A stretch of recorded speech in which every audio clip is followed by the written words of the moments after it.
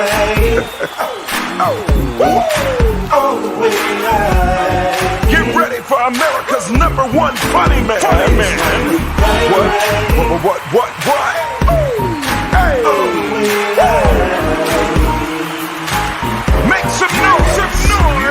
Ladies and gentlemen, from LA to New York, Chicago to Mississippi, let's give it up for America's #1 funny man, Rodney.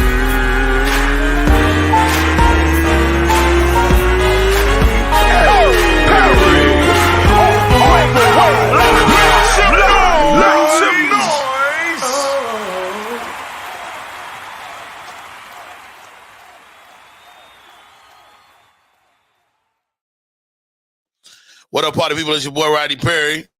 You're tuned in to Rodney Perry Live. We're kicking this mug off like we do. How about this? Shouts out to Marcus Mason. Did my theme song. I've got more miles out of that than almost any other thing that I've used. Mad love, mad respect. Thank you, Mr. Marcus Mason. Super excited about the show today. My guys on the show, Sean Harris, back full time. I've been hearing stories. He's back out in these streets. Let's bring him in. What's up, Sean? How are you, buddy? What's up, man? Good morning. How you doing, Rodney? Man, you back out on the comedy scene, man. You did something very admirable. You took care of your mom down the stretch of her life, man, and you had to put your career and your everything on hold, man. And you're back doing comedy full time. How does it feel? It feels great, man. I mean, I'm back doing what I love to do. I had to leave that job alone, you know what I'm saying? But it's the best. Now, did you leave the job alone, or did it leave you alone? No, I left it alone. I took a 10-year retirement from my job. Oh, get out of here. Okay. Yeah. And I get a little check from them every month. But that ain't bad. That ain't bad. Keep you, sustain you. At the same time, you out here slinging these jokes. Yes, sir.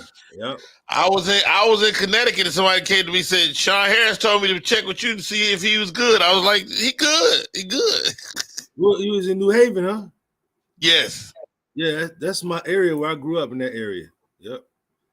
Yeah, nice area, man. Yeah, except for the winter. The winter seemed like it could be a load of bullshit. Yeah.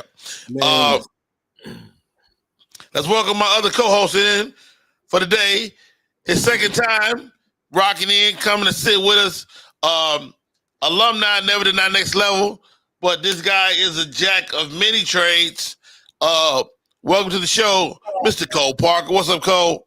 What's going on? How y'all doing, good people? Man, we are getting it in, bro. Super excited to have you on. You are taking the family out.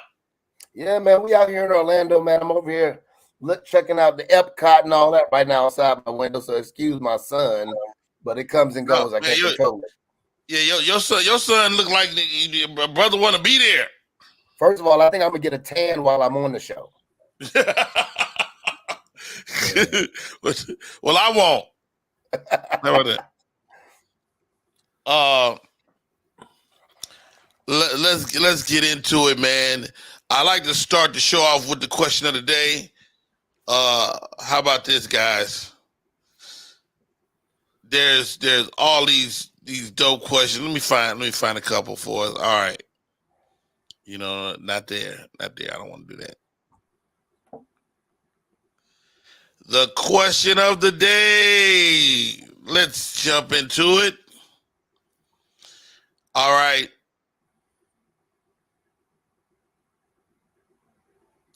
What is the dumbest way you've been hurt? The dumbest way you've been hurt. Cole, don't answer that. Sean Harris.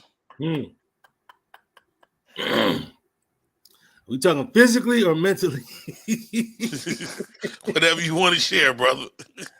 The dumbest way I ever got hurt was I was at work and dropped a 100-pound pedal on my foot and broke 2 toes. Really? Dumbest way I ever got hurt. I was out of work for 6 weeks behind that mess. Yep. Okay. Dumb. I mean that ain't dumb, man. You ain't do it on purpose. It's still stupid. It's definitely stupid. Is there any footage of it? You know what? No, there's no footage of it, but I got that foot. That foot's still crooked. The foot still whack right.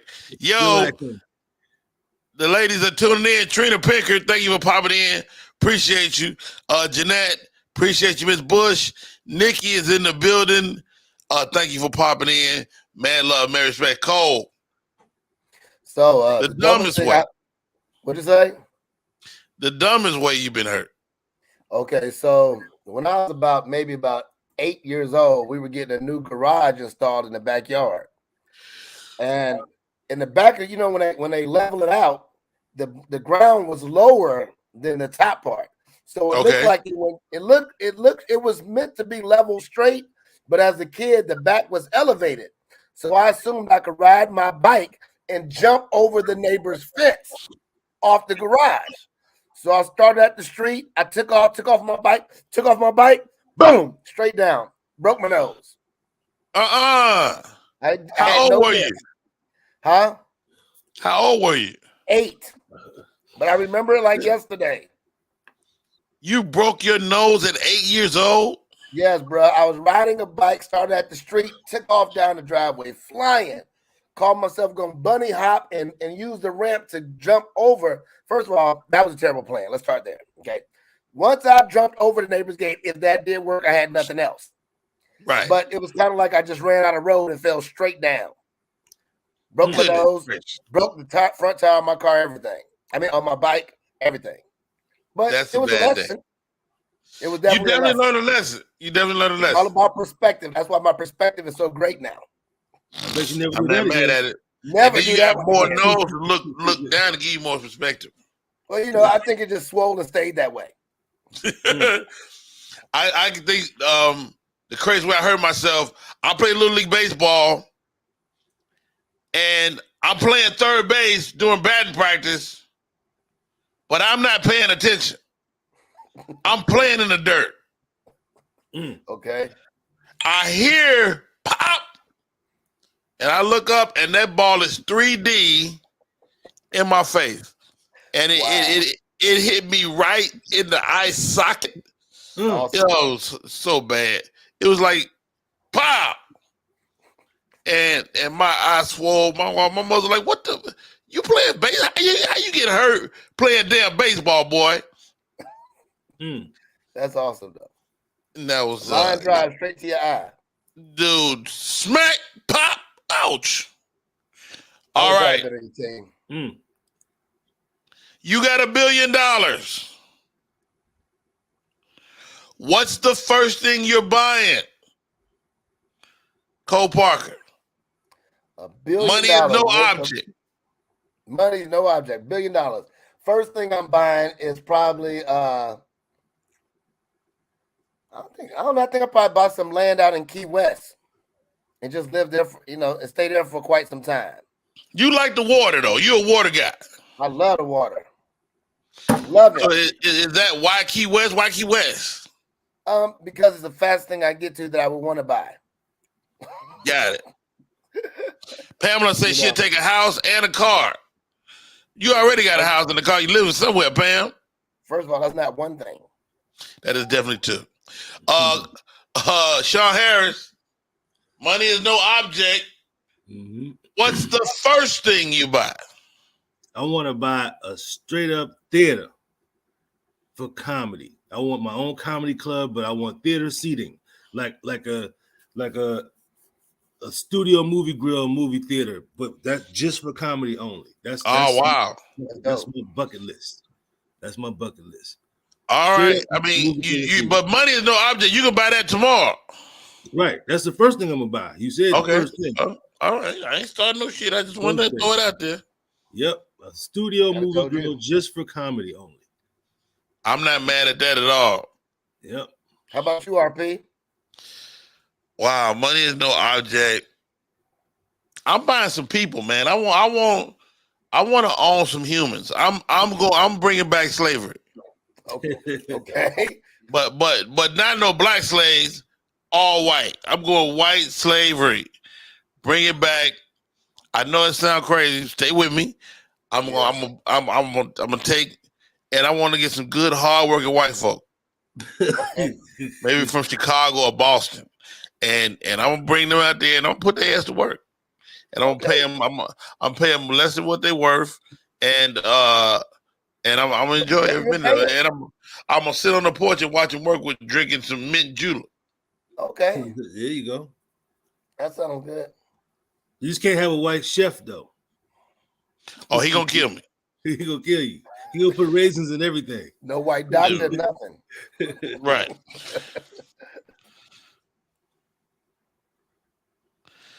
Out of the 4 seasons, Cole, which is your favorite and why? Summer, because it's warm and I could be in the water. So simple. And you're a summer guy. Between summer and sundresses, absolutely. All right. Hey, Sean Harris. Spring. It's not too hot, not too cold, especially here in Texas. You know, you don't want to deal with the summer in Texas. It's ridiculous. Oh, no. It's ridiculous. So yeah, that cusp, like that March, April, May, man, that's my perfect season right there. Dwayne Go, what up, brother? He said he's buying waterfront property. Let's see. For me, I'm a fall guy. I like the fall. I like layers. I don't know. I talked to you about this, Cole. I don't know what to wear in the summertime. Right. Should be too hot. Easy. Too hot. I don't know what. I don't like linen. I don't like wearing linen because it always get wrinkled. Yep. It's made for that. I know. I hate it. And the thing about fall in Atlanta, you know, you got the trees, all the colors in the trees. You know what I'm saying? Yeah, foliage. Yeah. Houston doesn't have that. They got one color, brown. Yeah. Yeah. So I would have question of the day again. Always like death. So many questions. Death. All right, next question. What product could you not live without? What product? Sean Harris. What product could I not live without? That's a good question. Or what website, or what, you know, just something that you use maybe every day that you like. I don't know if I can live without this. I can't live without social media. Period.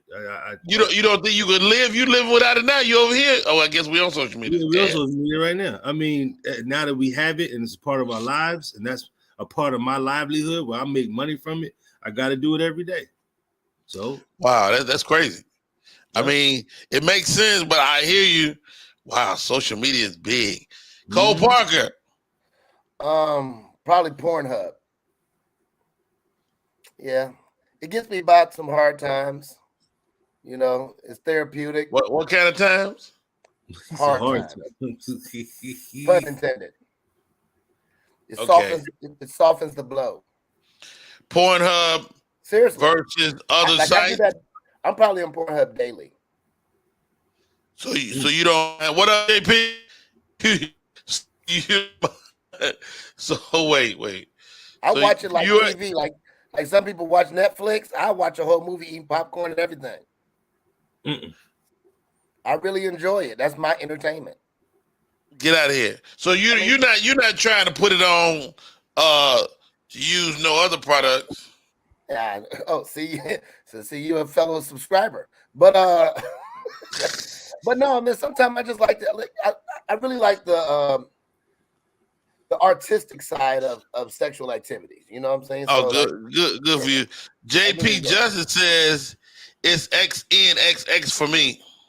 Mm-hmm. Let me tell you something, JP. You want to see your phone explode? You stay on that site. You gonna get some. Your phone is gonna be like, nah. But all right. Last question of the day. Pet peeves. What is your pet peeve? Cole, you pretty even guy. Nothing seems to bother you. What is your pet peeve? Selfish people. Ooh, break that down. I just let's say, I just hate people that go against the grain just for their betterment. You know, like I want you to be selfless when it comes to people. I like people. You love people. That's one of our biggest things, right? So I do like people a lot to the point where I don't never mind conforming to what needs to do to make even society better. You know what I mean? If I got to take 2 gallons of gas and everybody else get 2 gallons, I'm okay with that. You know, I'm not quite socialist as far as that's concerned, but I definitely like everyone to be happy. I don't want people just to go without just because I want more. You know what I mean? That's just a personal thing, man. I just don't like selfish people. You know? Wow, that's a good one. Sean Harris. My biggest pet peeve, I can't stand a motherfucker that can't drive. Really? What like you mean like can't park or just just do stupid shit. Like you on the freeway, people that do dumb shit on the freeway, you on the freeway, they see your signal light on. They know you're trying to get over and they speed up. Stuff like that. That road rage, I got that bad. That's a problem I have. But you know that's Texas too. Like my sister lived in Texas. She said putting your turn signal on is like a sign of weakness. Yeah. Yeah. They just, man, they don't respect it. That like, they don't see it. And it's everybody. I'm not talking about one or two or a class of people. They see that signal light, that means go. That means speed up. Don't let this motherfucker in front of you. And that's one of my biggest. I don't know if I ever heard this one. Podgy said her pet peeve or his pet peeve is people who chew and talk. Oh yeah, that's another. Yep, smacking and shit. They just rude. I don't want to see your food while it's in your mouth at all. Here's my pet peeve, and my daughters say every dad they meet. This is their pet peeve too. I'm anti self-checkout. Oh. I hate it with a passion. I really get mad when they don't have nobody working and they force me to check myself out. I do not work here at Walmart. Right. I do not work here on purpose. Publix, I do not work here. Piggly Wiggly, I do not work here. Goodness gracious. Well, you talk about burning a brother up. I hate it with a passion. You look up, see that light flashing, like you need some help. Oh man. They ignore that light. You guys say, hey, excuse me. Hey guys, we'll take a break. We'll be right back. This is Rodney Perry. You're tuned in to Rodney Perry Live. What up, y'all? It's Michael Sean, and I know you want to be a podcaster. You want a successful podcast. You want to give your views and opinions, but you just don't know how to do it correctly. That's why you got to hit up ShawneeScott.com. You want to be on radio, and you want to know how to build your radio career. ShawneeScott.com. She's done all of this. I've worked alongside her for years, and I will tell you the information that she can give you is on a value level that I can't even put a price on it. All you have to do is go to ShawneeScott.com. Your future, right now. That's it. Michael Sean. Yeah.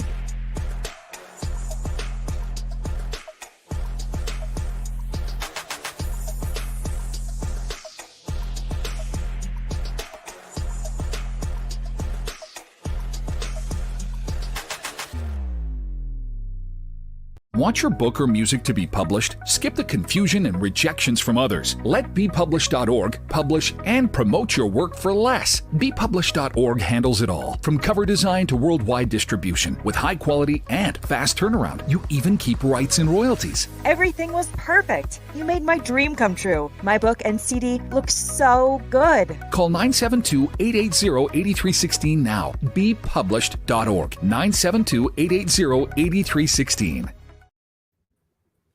Yo, we are back in full effect. It's your boy, Rodney Perry. You're tuning in to Rodney Perry Live. My co-host today, Cole Parker, in the building, coming from Orlando. Sean Harris from Houston, Texas. Hey, guys. This Monique thing and DL thing is not going away. Oh, Lord. I would love to get your thoughts, Sean Harris. What's your thoughts, man? Okay. Now, let me preface this. I talked to a lot of comedians yesterday. Right. And the sentiment is that Monique should have dealt with this behind closed doors, blah, blah, blah, blah, blah, blah. Right. My rebut to that is, would you tell a guy the same thing? Would you tell a guy to watch his mouth and watch his tone? Would you tell a guy that? Any thoughts on this? Yeah, I mean, I look at it just from my perspective. If from what I saw on the internet, they said they both put their contracts out and they both say headliner. One of them says DL he's the highest paid actor on the show. Now, I'm putting myself in this equation.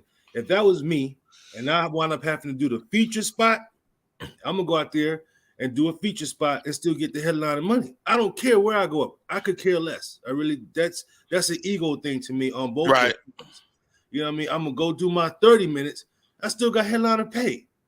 And I'm not gonna go out there and talk about the next person. I mean, that was an ego. That was ego on both people's part. He didn't want to budge. She didn't want to budge. Now, as far as what she said about him, I disagree. She didn't have to even use his name. She could have just talked about herself and not call him a bitch ass nigga. That was low. That was low because he didn't do that. You know what I mean? He didn't go out there and he went on after her. So he could have said what he wanted to say, but we don't know if he did say anything. But that was more ego than anything else. You know. Wow. Cole Parker, man, you feel the same way or differently? Well, I feel like once again, even with the Will Smith and Chris Rock thing, there's certain things that just out of a courtesy, professional courtesy, you can handle things differently, right? I'm not, even though in the world of comedy, I do enjoy hearing air dirty laundry, things to that degree, especially as it went back and forth for multiple days. I really think that was unnecessary. But I think you also have two petty individuals who's trying to win the petty award. So it depends on who's going to win the petty, right? Right. I think that definitely could have been handled more professionally. I think on Monique's end, you know, we've had discussions about it in the past, and I already know your stance. But when it comes down to it, I just think that, you know, when you looked at as the angry black woman, you don't always have to show that card. You know what I'm saying? How much more can you get with honey instead of bees? So I would have handled a little different if I was her, but that's her flow. You know, I don't think it was right, but it's her flow. It's definitely her flow. Trina Pickett said DL does not deserve to be called a bitch ass nigga. Monique needs to seek anger management because she handles things too aggressive. Again, I would say, Trina, if she was a man, would you say that, or would a man just never react that way? I don't know. Stella says, why women comics say certain words to men, we get called out being disrespectful. Stella, that's my point exactly. Is that if you were if you're a woman and you make certain comments, you know, and you're always kind of demonized. So I think that in itself makes it tough. I actually had a conversation with Monique yesterday. I won't get into our whole conversation, but she shared some stuff with me that made me go, "Wow, that's not out." So I'm sure it's some elements of this story still coming. I'll let y'all know that. And it may change your perspective on the BAN, you know, on whether he was a little bitchy or not. Right. It's a possibility he was. I mean, you can see he got that in him. He got that in him, but well, hold on, brother. You can't say the man got a bitch ass nigga in it. I mean, look, just his personality. I mean, like I said, would I call him that? No, but people have a level of personality. You could tell that they got a bitch in them somewhere. You could tell it. I mean, what are you talking about, Sean? I understand, Sean. I understand. He's like the Stephen A. Smith of comedy. That's a perfect example. Oh God, perfect example. But the whole after the end of the day, like what got to me the most out of anything was the way she ran off stage. You like that run? No, I didn't. I thought she was like a little girl running to the ice cream truck. Like she felt embarrassed. Like that was an embarrassment run to me. I didn't get that part. Drop the mic and walk off. Hilarious. My buddy Dwayne Go is tuning in. Dwayne says DL has a valid point. The people can get away from their problems and laugh for a while instead of being bombarded with Monique's problems. Keep it professional. And that's definitely a valid point.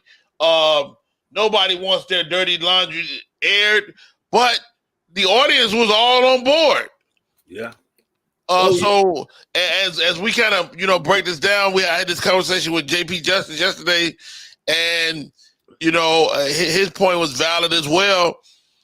I think there's two sets of rules for men and women, though. I think a woman can say some stuff on a microphone to a crowd that a man just can't say, and vice versa. What's your thoughts on that, Sean? I believe that's true. Yeah, because I mean, if he does that, he's a bully. You know what I'm saying? He's a bully. It's just like a female could slap you, you slap him back, you wrong. You know what I'm saying? So you are wrong, Sean. For the record, I'm wrong. 100%. If you slap her back, I said you're wrong. If a woman slaps you, you slap her back, you're wrong. Right. So it's like we don't have the same format to speak as they do. Well, I mean, there is a double standard. I mean, that is known. You got two different sides. It's going to always be a double standard. Be it gender, be it race, it's a double standard. Right. Hey guys, I just shared the link, man. If you guys want to pop in and give us your 2 cents, please feel free to grab the link and come in for a second, man. Because I really want to see what people are thinking, man. I'm biased, so that's why I really have been weighing in really strong. Because Monique is my friend, man. She put tons of money in my pocket, and what I say when it concerns her is that she's fair. She's fair, maybe to a fault. And if somebody rubs her the wrong way, she's gonna say something about it. Is that wrong? No, it's not wrong in my perspective, but I've been rubbed the wrong way a lot of times, and I just eat it. Sometimes to be the bigger man or the bigger woman, just what's the point of going back and forth? It's too much stress. But I know not to fuck with them no more. You know what I'm saying? Right. Yeah, every battle is not meant to be fought. You know what I mean? You got to choose your battles, and fighting all the time just let you know that you're nothing but a fighter. So then you get that stigma, and that's not good for you either. But you never heard the phrase that everybody can't be wrong? Everybody cannot be wrong. Right. You know what? I've been hearing that for a couple of days, and I will say this. I've been in a situation where everybody was wrong. Not all the time. No. That's another conversation. Okay. So I'm sitting at a poker table, right? Mm-hmm. And I'm sitting next to the dealer. Mm-hmm. And so I say, with poker, you have to declare you have to say your movement, or you can do it.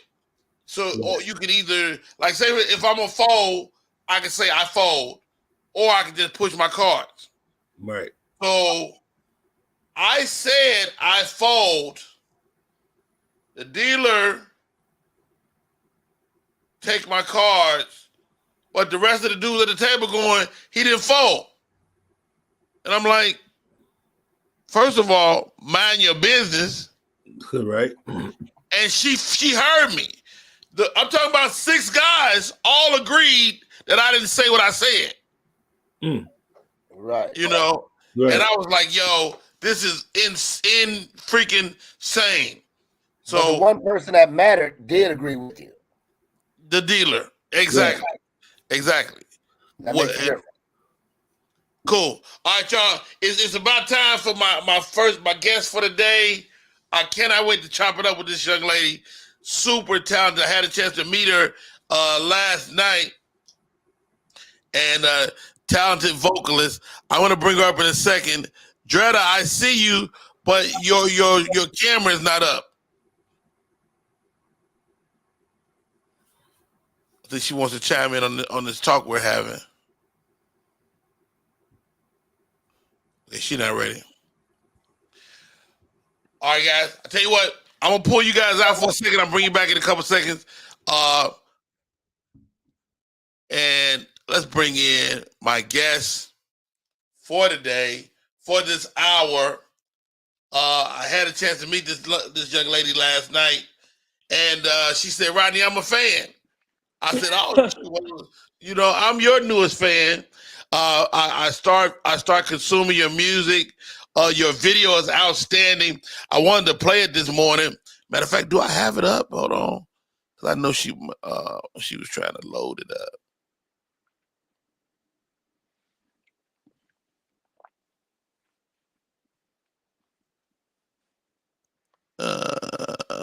Let's see where she put it. God dang it. Okay, I don't see it.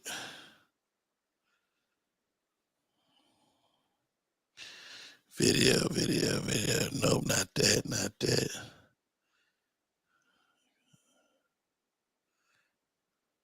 I don't see it.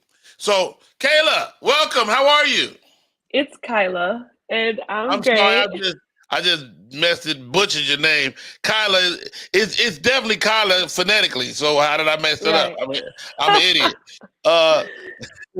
Kyla is in the building.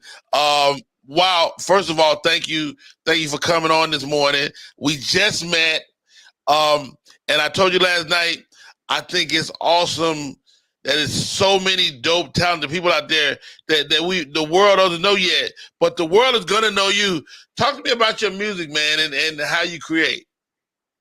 Yeah, so I consider myself a person who creates life music. I think that sometimes as like believers or Christians, people are like, "Oh my gosh, you're gonna do gospel, right? Like, oh, you're gonna do Christian music," and they keep forgetting that Christians fall in love. You know, we go through, different life circumstances. We go through different things, and it doesn't have to always be a gospel song. So I realized that my title is life music because God is the center of my life, but it doesn't mean that I don't do R&B and I don't do R&B pop and I don't do hip Right. hop and things like that. So everything that I do has a message of either endearment, encouragement, elevation of people's mindset to help them understand, okay, who, like, I know I'm learning who I am from this music. I'm learning my identity. I'm learning, more about, the fact that I can push forward. I know for me, Miley Cyrus, The Climb, um, one day I was just so discouraged and I was listening to that song and I just started crying. And I want that to happen when people listen to my music, where, my lyrics give them one more encouragement to push forward, one Wow. more step, but still be fun, still be hype, still be light, Just but still get like a turn up. still encouragement. Yeah, still turn up. My next EP is coming out. Whoop whoop. I'm really excited. I know the song that you saw was Cut. It was about being okay, not being okay, essentially about trauma. And it's was R&B soul. But this EP is gonna be R&B pop and hip hop. So I'm really pumped. And yes, I'm a vocalist, so you're gonna hear all vocals on it. Man, I mean, can you let my audience hear your voice? Oh wow. I know, They and I don't know know. it's early in the morning. Oh. If the answer is no, I get it. I can. I mean, I can. I'm trying to figure out what song. There's a hole in my heart. My soul is bleeding. I need to free my mind and see what I'm feeling. 'Cause Lord knows, Lord knows,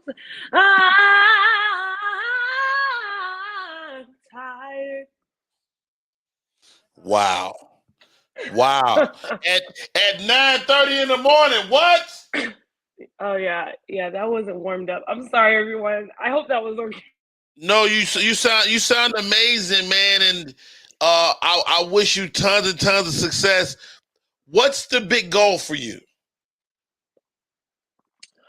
The goal for me right now is to continue doing what God wants me to do. That's my biggest goal. As I told you last night, I was a biochemist. I worked at Emory, and I've done research at NASA as well, and some in college. So I'm a scientist by training, and I went on this path due to my obedience. God wanted me to do it. He said, "Okay, Kyla, like you were saying, you used your left brain for a while. Now it's time to use your right brain. And I really want you to start tapping into your creative space. Though being a scientist is very creative because you invent different things. But as a creative, like an artist, that's a whole different level of creativity. And I'm excited. I did my first movie last year. I'm coming out with my first EP this year. So I'm just over here just growing and So, making sure I do what I want. so you're an actor as well. Yes, I am. So what do you love, Kyla? He's like, let me try to get this. It's okay. It takes people like 7 tries to get my name right. It's okay. I got 5 more. I'm gonna make it. I'll make it early. I'm sorry. Can you repeat your question? What do you love? Like, you're an actor, you're a singer, you're a scientist. Like, what do you love? um, to be honest with you, so I love impacting people's narrative and perspective and helping and encouraging them. So Okay. whatever avenue does that, that's what I love. So Really? in science, yeah. So in science I could do that. In music I can do that. So I technically just love my mission and purpose. And I allow my giftings to, touch that mission. So yeah, I love to encourage people. That's a huge staple piece of who I am. I love to be there and be empathetic and really help people, learn and help to develop leaders and help people develop who they are, be a great example. So that's what I love. So if it can be Wow. done through acting, music, and ministry and and science, then I do it through those things.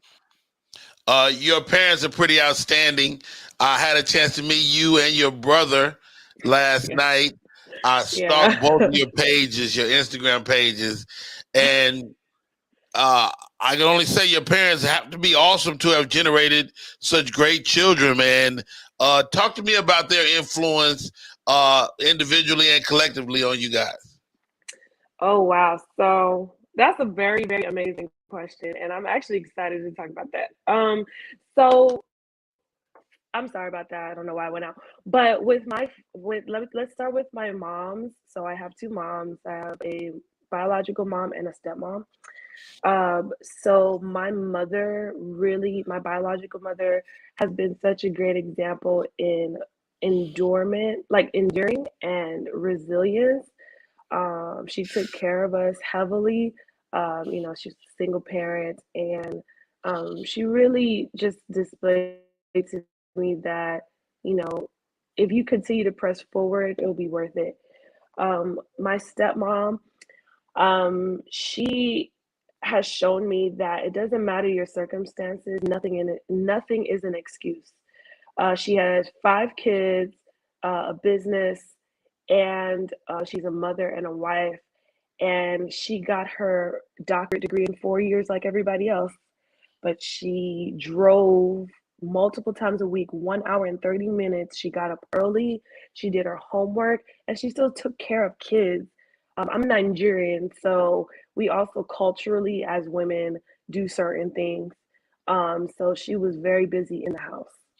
And for her to have finished her degree with her classmates was so inspiring. So it just showed me you can do whatever you want. It doesn't matter how many children you have. It doesn't matter, you know, what you're going through, how many businesses you have. If you want to get your doctorate, you can get it. Just you have to put the balls to the wall. You got to put the pay, like put it together. And then lastly was my father. So my father came from a very, I'm Nigerian, like I said. Back in the day, he had no shoes, he Of walked course 3 miles. No, I'm serious. Like he was poor, like he Right. lived in a hut, literally. Oh, wow. Yeah, he did. And his biggest dream was to ensure that his family would never, ever live that way again. And he succeeded very much. I don't know if there are any Nigerians that will watch this, but I don't want to tell too much of his successes in that way because I don't want anybody to have to. But I will say that my dad is very, very successful. He has multiple properties, multiple cars. He has Right. successfully been able to contribute to our college tuition, and he came from literally nothing. I remember his college exam that he had to take to come to the United States in order to get a scholarship to go to Grambling University and then to FAMU. HBCU life, what? Come on, Okay, I HBCU. was Come on, coming HBCU. straight. So even that story, he had no shoes and he had no ride, and he was, I think, an hour late, but God made a way and he was able to take his exam. He got a perfect score. And that's Get what out landed of him here. his ability. Yeah, he got a perfect score because he knew that was his only way out of poverty. And yeah, I love my dad. Like my dad is one of my biggest inspirations, Right. honestly. He's one of my biggest mentors. He helps me learn how to be a great leader, great with people. His name is Martin Ugu. I love my Martin. dad. So Martin. let me ask you this. So Martin is the scientific side, Mm-hmm. and your mom is an artist. That's so both my parents are doctors actually, and my mother, yes, she was the artist. She used to do background for Timothy Wright, and she was in the gospel realm. She was on tour, and she decided to kind of give that up for pharmacy. So yeah, I guess I'm doing what she wasn't doing. She decided not to do, so I'm like not doing Right. that. I'm doing music. So yeah, so the artist is Wow. my mom. She could blow. My mom can sing. She good. Sang. So I don't hear you're Nigerian at all. Am I losing it? Well, to speak in Nigeria, I mean, it's the accent that comes out depending on who I'm talking to, but yeah, it depends. I mean, I can speak in the accents, and I don't need, I don't speak in the accents all the time, but Well, of course. I mean, when I meet Nigerians here in Atlanta, I can usually hear it. mm-hmm. Yeah, You but I know. was born here. I'm second generation, so I grew up in Got it. a Nigerian household. Though I have been to Nigeria, I love Nigeria. Shout out to Nigeria. I Where wasn't from? born and What raised there. city? What city in Nigeria? Well, I'm from Enugu State,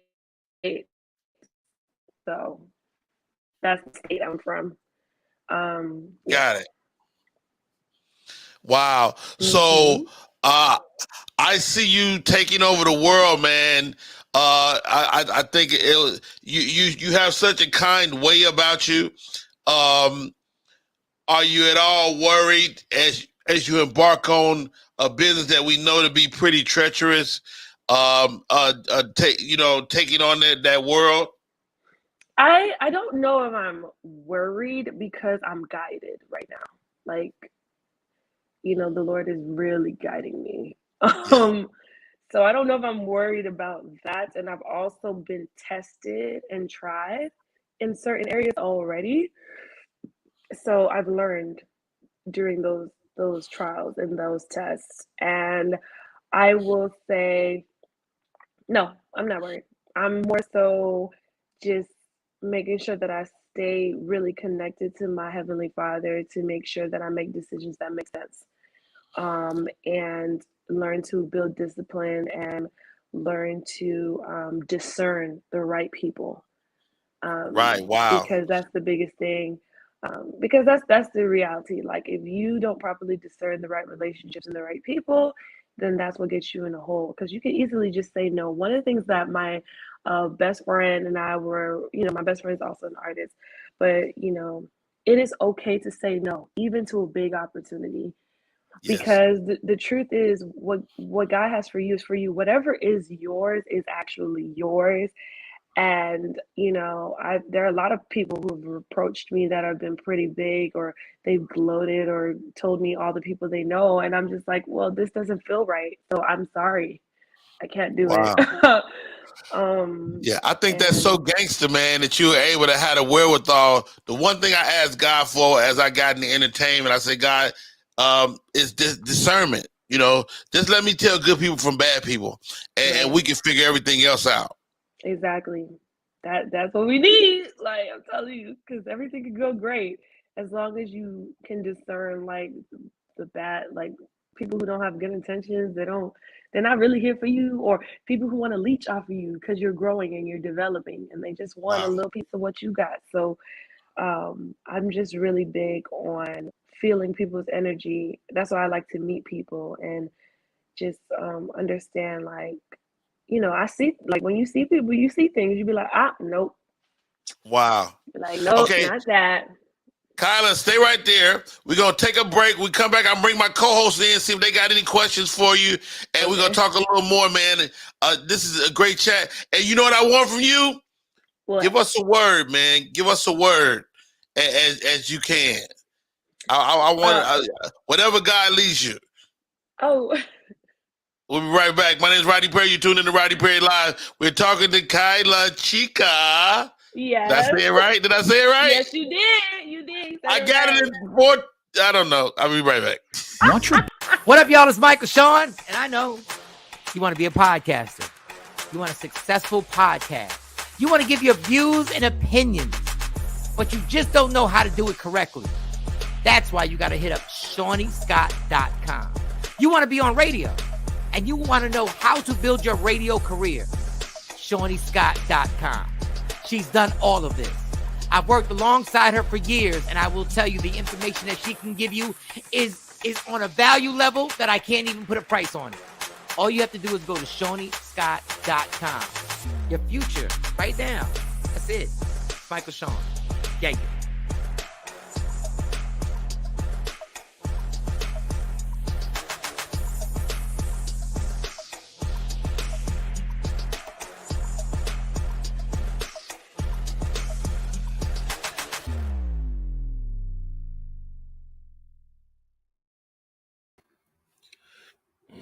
What up, party people? It's your boy Rodney Perry. You're tuned in to Rodney Perry Live. My co-host for today, Cole Parker, Sean Harris. Yay. We're talking to Miss Kyla Chica. Hey. Shawnee Scott on air has joined us behind the scenes. Shawnee Scott, are you okay? Yeah, I'm okay. I had to change my office to somebody else's office for a little while. I'm not mad. They trying to Shawnee figure out why I Scott walk in here power with a in the microphone. neighborhood. Is Kyla's video in there somewhere? Let me pull it up for you. Let's see if it crossed over before we got disconnected. If you give me like 2 minutes, I'll put it in here. You got 2 minutes. Okay. You got 2 minutes. Cole, you got anything for Kyla? You muted. I'm sorry. Great job. Don't ask me to sing this early in the morning. There's no way I could do that. You sounded amazing. Oh, really? I'm glad. Well, let me tell you, because I was over here like, you ask me any time of day, it's over. But you did a great job. I can't wait to see the video. As far as your upbringing, how does I know that your mom, you mentioned, was also into music, singing and things like that. You said mom can blow.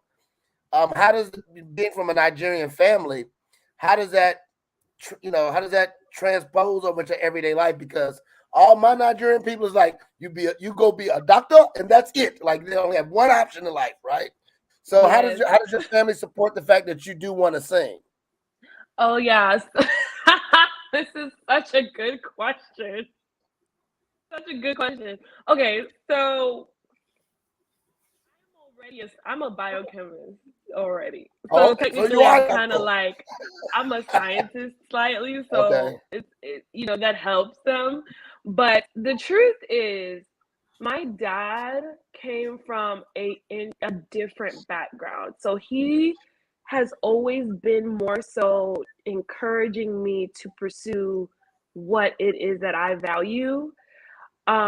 He's never been the type of person to force me. So my mom is American, my stepmom is Nigerian, and my dad is Nigerian. So my dad, the Nigerian side of that, he's going to be the one to heavily influence what I would do.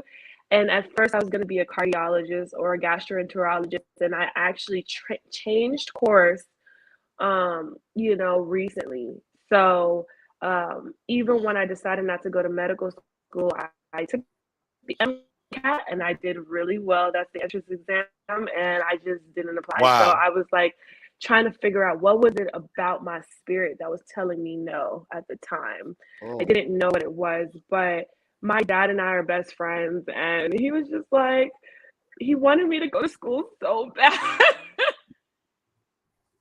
He wanted me to get professional education so badly, and part of me feels like I should have listened to something, but he loves me. He supports me. When I did my first feature, he was like, "Oh, okay, I see what you're doing. I see that you're doing something." And then I remember, he heard me sing and he saw my video. He was like, okay, you're doing something here, and this is nice. I like this. I don't know, and he's kind of worried a little bit, a lot. He's actually very worried. But Okay. Right. he's trusting God in it. He's just trusting that God is protecting me, because even like this whole year, I quit my job, and you know how the music and acting industry is very fleeting. You have to, all this stuff. And he's like, "Kyla, how are you surviving? How are you doing all this?" I said, "The Lord is doing everything. Like, God pays all my bills. God pays for everything. Like, I Right. have a nice I have a nice place. Like, Well, I need everything." to get on that prayer list. I'm serious. And he's like, "Okay, I see what you're doing. I see that you're doing something good. So, okay." So he's with Hey, everybody. hey, Sean Harris, man. Yeah. You recently taken that leap of faith back into entertainment. You have any questions for Kyla? I mean, questions. I would say I just want to first tell her that she did sounded very good. Like you said earlier this morning, I can't have talk in the morning, let alone sing. You know what I'm saying? Yeah, when you're a performer, you got to be ready at all times. And that's that. You're also a prime example of stay ready, so you don't have to get ready. Yeah. Right. Questions would be, what do you see yourself doing in the next 5 years? Would you in entertainment, or would you go back to work? Would you go back to school? What do you see? So my business, KCU Impact Enterprises, is going to be a conglomerate of, left and right brain entertainment with a splash of medicine. So my mission is to impact in ministry, medicine, music, and mindset. So you'll see me doing things heavily in the entertainment industry, while also then tapping into the research and medical industry. So it's actually going to be both. I have a lot of, when I used to study, when I used to work in immunology, I just found like there were so many cool ways to like kill cancer just using your immune system, and that's one of the biggest like breakthroughs I want to like contribute to, while also continuing to just go in the industry. And I'm gonna be frank with y'all, just transparently honest. Everything I'm doing is based on God's like instruction and guidance, because I would have gone to get my PhD if I could be real. But this leap of faith was more so an act of obedience. I don't know how else to tell you. I'm gonna be real. And then I got my first movie opportunity 1 month after I quit. So I was like, okay, which is weird, because most people tell me, "Kyla, I worked 5 years to get a feature. I did background for such a long time. I worked 13 years to get a feature. And you got a feature in a month. I was like, yeah, because I listened when he said to move. And I did. Hey, So, when you move, when he say move, you move, just like that. I mean, just like that. I'm about to finish. But in the next 5 years, that's what I see. I see myself making some more albums, doing some more movies, networking well to build a good network of people in the industry who have high influence, so that we can transform and impact people's lives and perspectives on their identity, and help encourage them, make some breakthroughs together, get some investors so that we can start really implementing some medical breakthroughs. What does our community really need?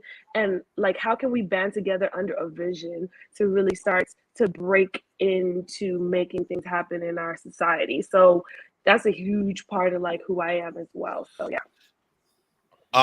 Such an impressive young lady, man. You came up to me, Kyla. You was like, can I get a photo? And I was like, of course, I would love to. Like, how did you become aware of Rodney Perry? I actually worked on the Tyler Perry set like a couple months ago. First of all, shout out to Tyler Perry. I love him. Shout out to Tyler Perry. I love Tyler Perry. He's so nice. Anyway, so Tyler Perry's Big Happy Family, and it was not 20 years ago. First of all, I'm not that old. I'm so in my 20s. I was not 6 years. Ooh, am I giving my age? It doesn't matter. I was not that young when your movie came out. It was totally 10 years ago, please. So Medea's Big Happy Family is one of my favorite movies. Well, that might be 10 years ago, 10 or 11. Yes, it was 10 years ago. I looked it up because I was like, Rodney, what you talking about? No. But you know what? I thought you were talking about Johnson Family Vacation. That's why, because that movie is 20 years. Now that is old. Yeah. Ouch, Big Happy Family. Kyla, ouch. Okay. I'm sorry. You have that's old. My age. Anyway, that's all you. So your role for me was powerful because you decided to take your leadership back in your household. And remember, like, Tyler Perry does these inner message movies all the time. And I think that for me, I loved your role just because you loved your wife in the movie so much. You just wanted her to be happy, but part of you was not being the leader of your family and putting your foot down. And the moment that she started to follow, because she was like, okay, I think I could trust my husband now because he's starting to man up. Like, he's starting to really take control here, because your role, you see how I remember it so vividly? It's okay. No, that's so dope to me, because that was important to me. As I read the role, I was like, this guy has to have some redemption. But if you remember the scene when her mom passes away, that's the most powerful scene, because that was the beginning of him stepping up, just to console his wife in her the moment she needed him most. But there are people that still say that guy was a punk, but I think he's the strongest man in any Tyler Perry movie. I thought it was an amazing role. Because you just took your power back, and it's like you developed throughout the movie. Like, over time, you were starting to understand your identity. I'm so big about identity, because that's a huge part of my whole vision, just because a loss of identity causes chaos in a society.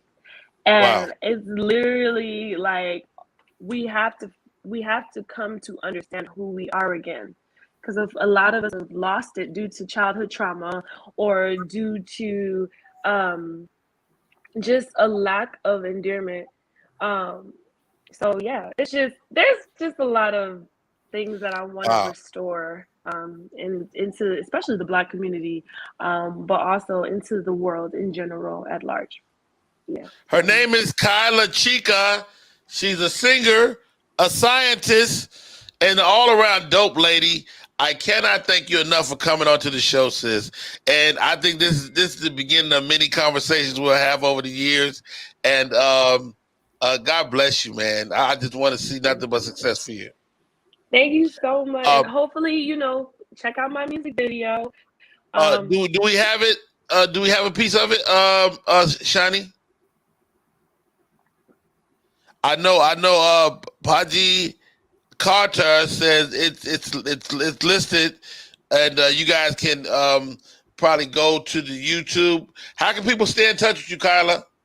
Yes, so you can. Oh, it's coming up. You said, don't ever just kill.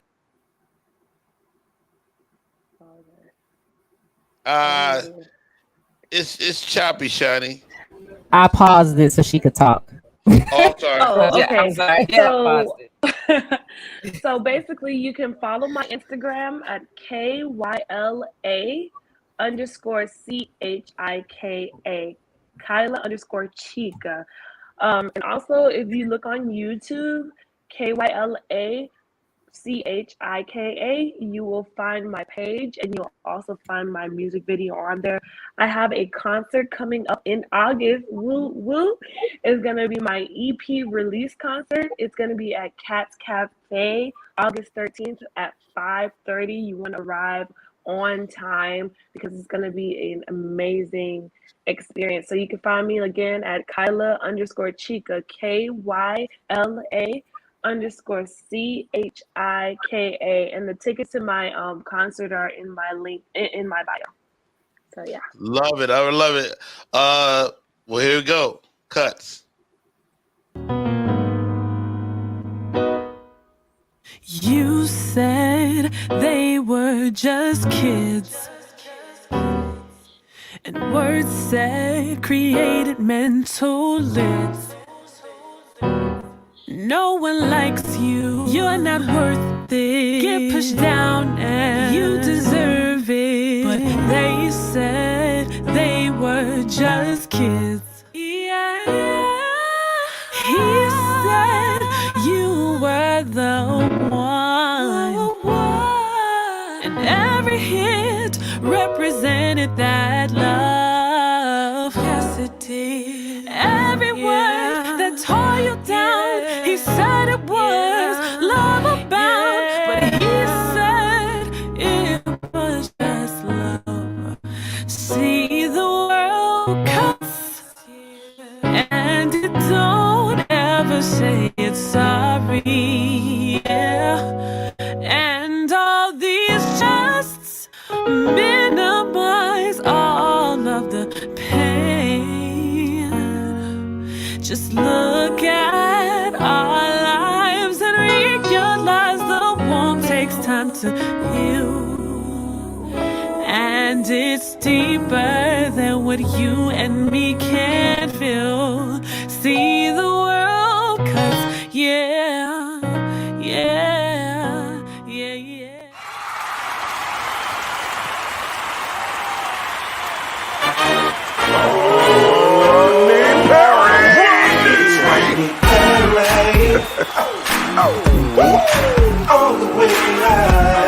Get ready for America's #1 funny man. What? Hey! Make some noise. Ladies and gentlemen, from LA to New York, Chicago to Mississippi, let's give it up for America's #1 funny man, Rodney.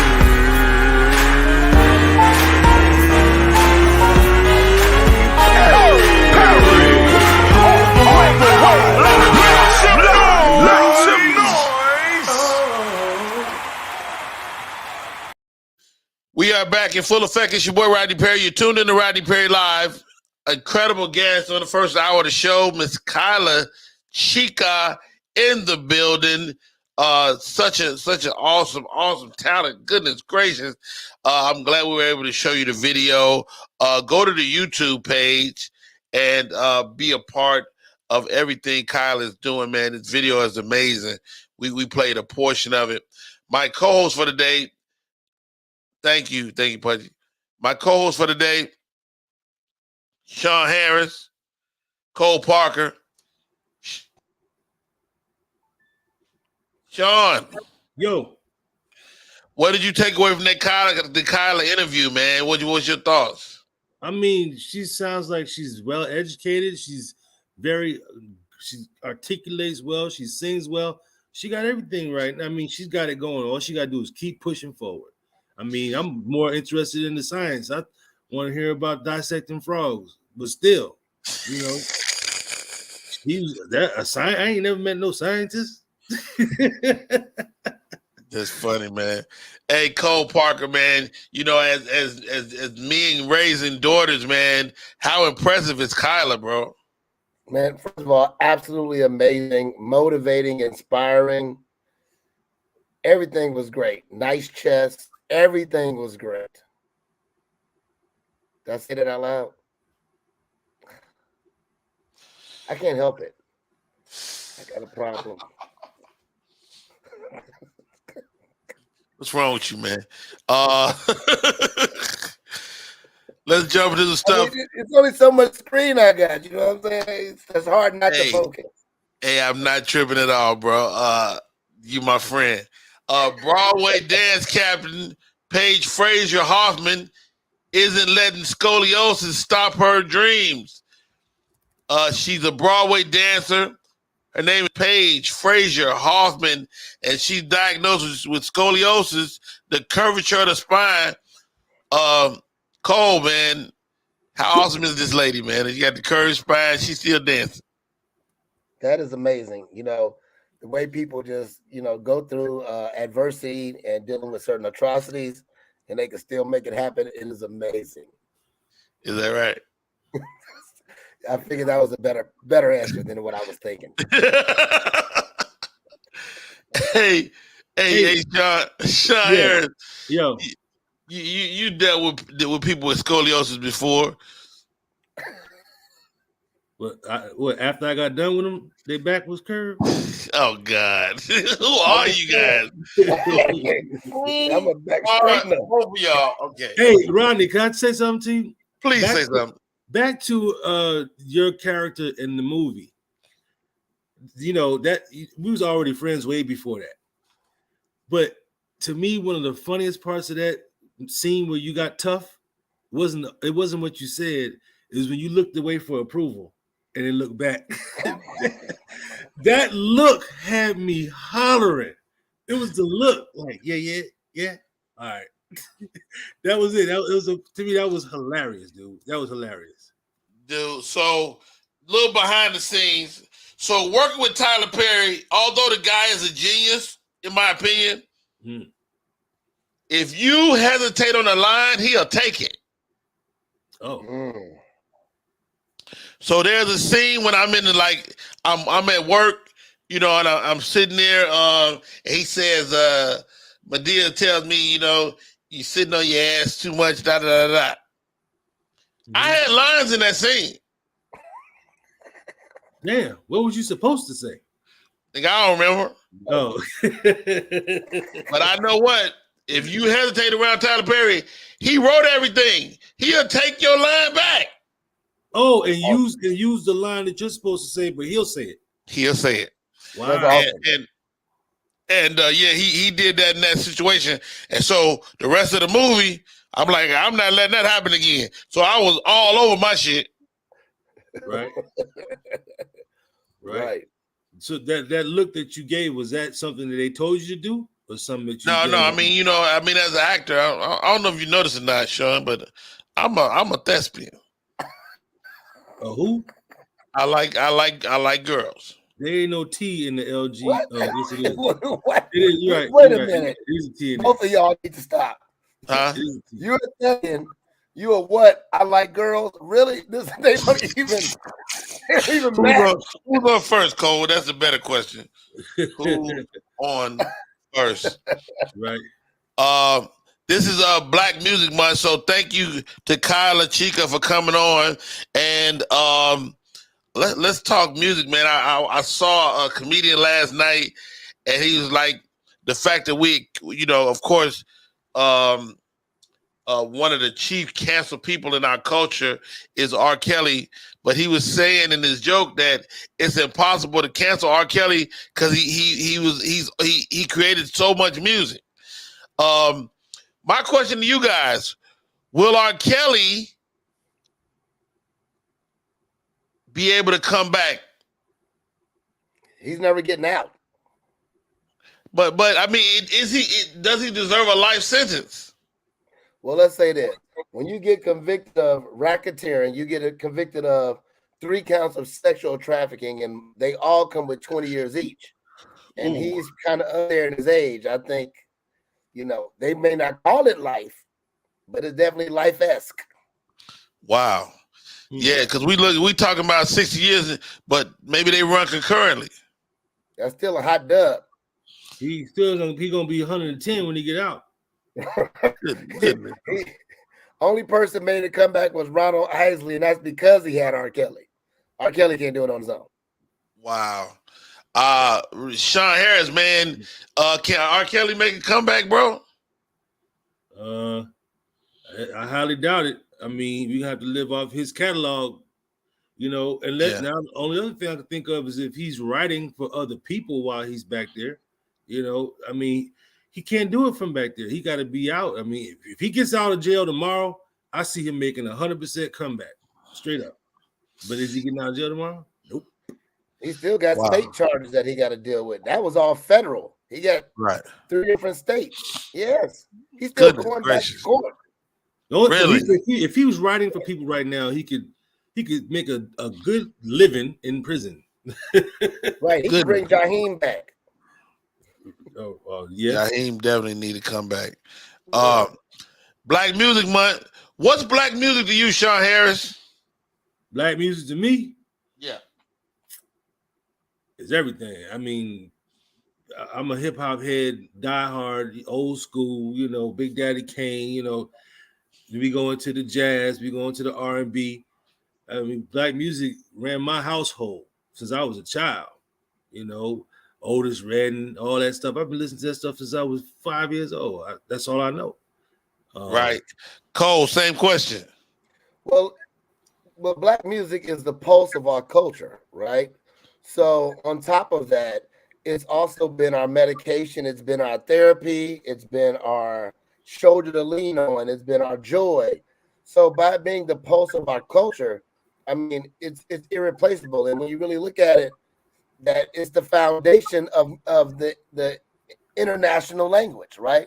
Especially when you think about drum beats and things. When you go back to Africa, black music is the one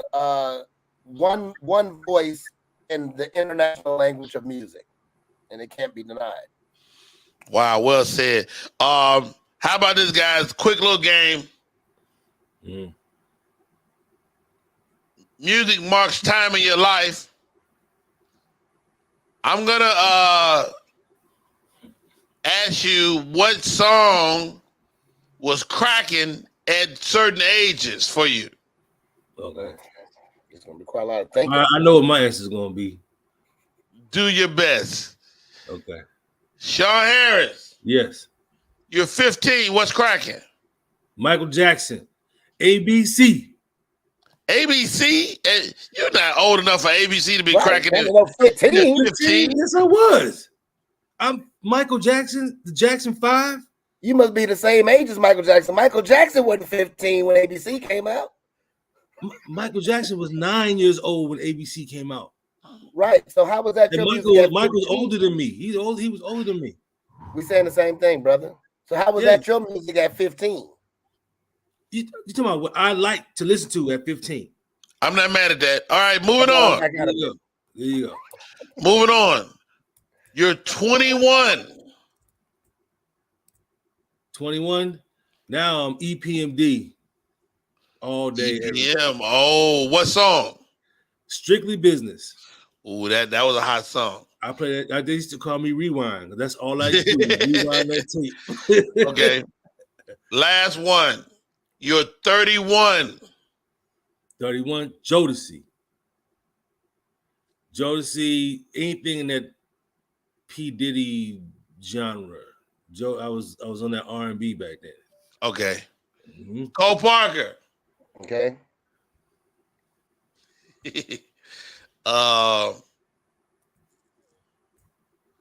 You're 17. What's cracking?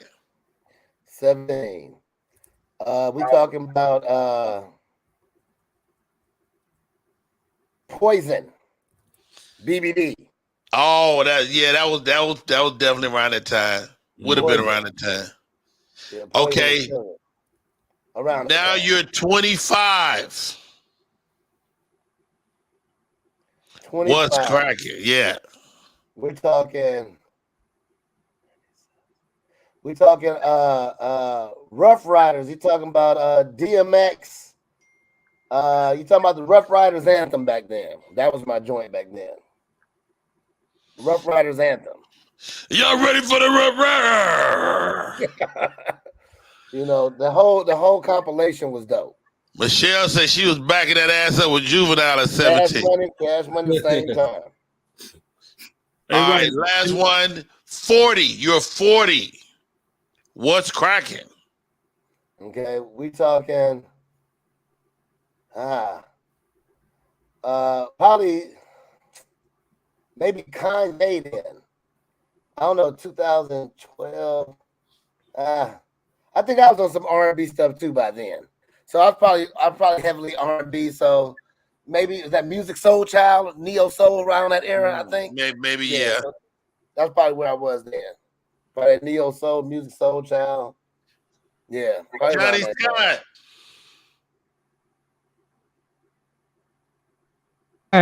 Yes, sir. You are 15. What music is cracking for you? 15. 15. So I was in high school, so Salt and Pepper. Salt and Pepper. She grown. All right. Yeah. We were wearing. You're 27. What's cracking? Oh, that's the whole Murder Inc. Ja Rule, Ashanti, J Lo, Bad Boy era. That was that. Wow. I mean, the way you framed it though with Murder Inc. Yeah, murder, all that. Yeah. All right. Thank you. All right. You're 35. You in the clubs. You grown.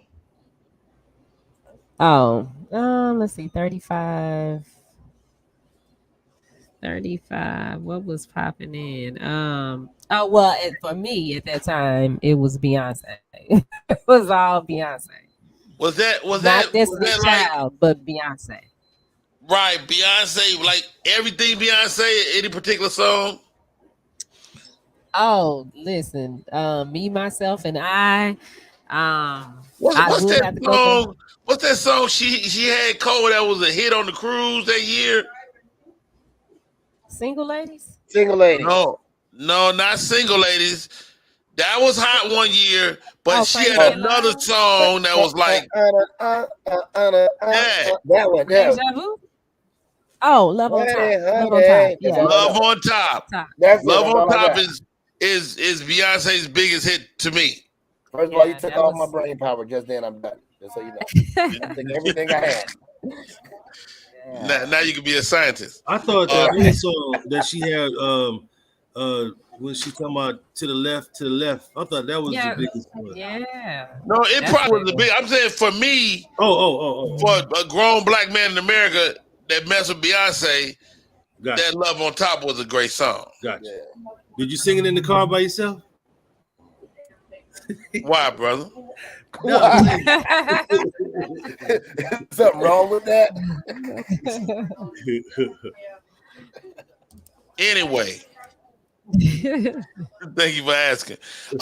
This weekend, I'm at Uptown Comedy Corner, getting my joke on, and it's the return of the Uptown Comedy Corner. They went down for a year, I believe.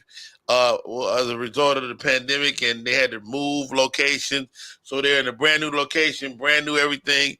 I'm super excited about this weekend. Sean Harris, when can we see you? When can we see you again? Well, I got to run up in DC, Virginia. That's coming up this month, later this month. It's a new club in Richmond too. If you don't know about it. No, I'm not going to a new club. This is like a private event. Okay. But I'll get with you on that. But I know I got a big run coming up in Los Angeles pretty next month too. Okay. So a lot of road stuff. Yeah, man. Good to see you back out there in them streets. Cole Parker, man. You're a businessman. You always got some fly stuff going on. What's coming up next for you? Well, man, the Divas in the Fence business is picking back up, so we got some classes jumped on the calendar for that. Right now, I'm in the pre-planning stages of Coldvember birthday party. I turned 50 this year. Are you doing a destination? Yeah, instead of that, we're going to do a cruise. We'll talk about it, but yeah, we're going to do a cruise. That way I figure I can just open it up to people and we get a little of everything. Got it. I'm not mad at that. Yeah, it's going to be an easy one. But next to that, just keeping business running, brother. Playing golf. Yeah. Yeah, you've really got serious about this golf world.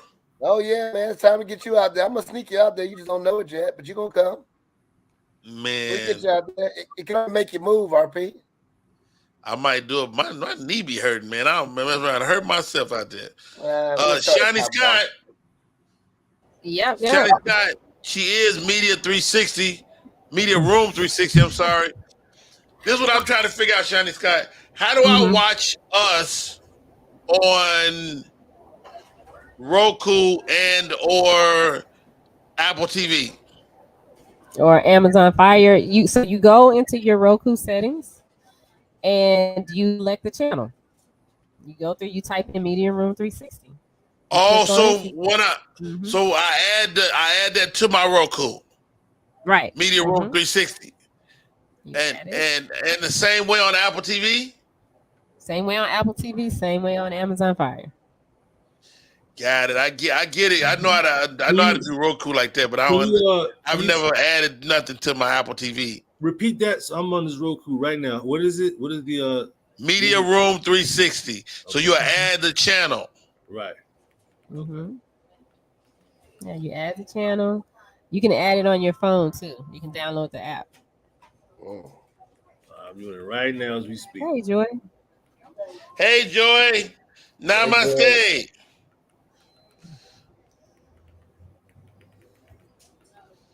All right. So let's do this. Let's go do this, Miss Shani. Let's take a break and come back. We should have our guests just about ready, and we'll play a game, guys, before we bring our next guest in. It's called One Up. Talk to you in a minute. SM Marketing Communications is not only a marketing communications company. They also provide web content management, social media marketing, video and audio production, advertising, not-for-profit marketing management, and community outreach and engagement. Want to learn more about SM Marketing Communications? Call area code 314-339-7662. That's 314-339-7662. That's SM Marketing Communication. Want your book or music to be published? Skip the confusion and rejections from others. Let BePublished.org publish and promote your work for less. BePublished.org handles it all, from cover design to worldwide distribution, with high quality and fast turnaround. You even keep rights and royalties. Everything was perfect. You made my dream come true. My book and CD look so good. Call 972-880-8316 now. BePublished.org. 972-880-8316. And we're back. Welcome back to Rodney Perry Live. That is a fact. Thank you very much, Shawnee. And I don't know what Shawnee is after he taking a doo-doo.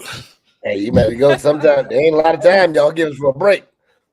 Hey, Shawnee, give me and Cole the screen.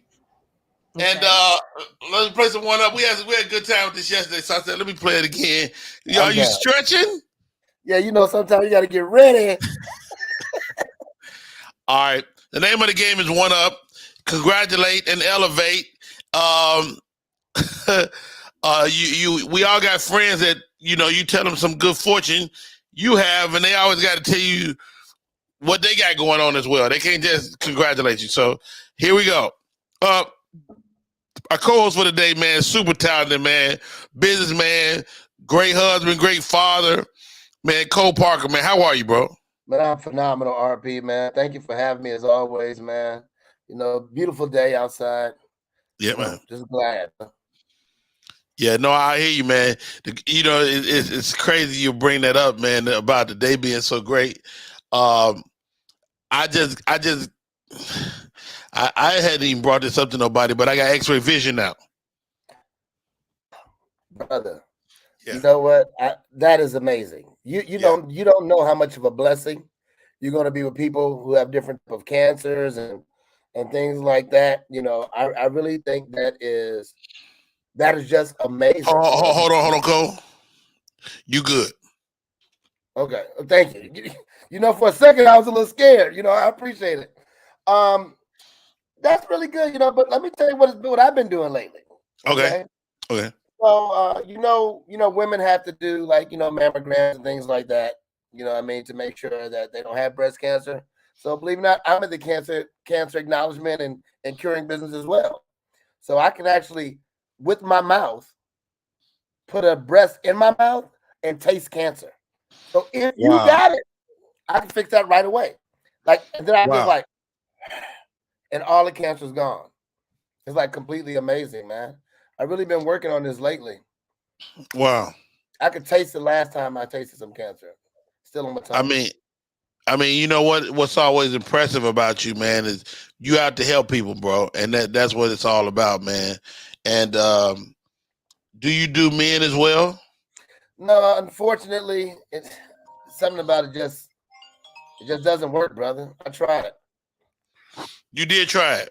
Yeah, my self-diagnosis. Okay. I'm good first. Okay, there you go. It's like on the airplane, you got to secure your own self first. Immediately. Right. But congratulations though. I mean, because that's like the real deal. That's the real deal, man. And the crazy part, man, is that and I really wasn't supposed to tell nobody about this, but I'm curing people too. You know what I'm saying? But directly from God. So God reached out to me. He's like, yo, we need some help curing folks. And he endowed, and so now it's like I just make it happen. You know what, brother? You've been a blessing to me and my family. The fact that he would bless you to bless others, that's the least that I think that God can do for you. The very least. Yeah. You're right. Because of how big of a blessing you have been to everyone. Comedians, friends, family, extension of such, you have been amazing with that. You're right. You're right. And it's funny because, he actually told me this. And he told me don't tell you that I knew because he knew we were Get out of here. You talked to God? So the Last Supper, I actually prepared it. You cooked the Last Supper. The entire menu, I was like, we're not going to do chitlins because Jesus don't do the swine thing. We're going to have a whole bunch of leavened bread. I kind of put that together with the fish. And then I've been doing it for a while. The whole water to wine thing. Wow. I had grapes in there. It wasn't, we're not going to talk about that. We don't want to reflect on history. No. I completely get it, man. And it's crazy. I mean, you're talking to God, and God is God. Of course, you can't really trump that. But, me and JC. Wait. All right. He said, don't say that. Okay, go ahead. Wow. You know what? I'm going to say it, and he'll just deal with me like he always does. So I'm talking to JC, and we just Jesus Christ, yeah. And me and JC talk all the time, and he let me hear his album. He got an album coming out, so yeah, I'm excited about He has an album coming out? Oh yeah, JC got an album out. Yeah. Oh my God. You know the title? JC, I'm always on top. Awesome, brother. The fact that you even have that information, I think you're much more in with the family than I ever been. You know what I mean? I mean, I wouldn't say that, but I hear you though. Well, I hear people questioning my age because I do look young for my age. The gray is wisdom. I've been around for quite some time. My name used to be Methuselah, but I changed it to Cole.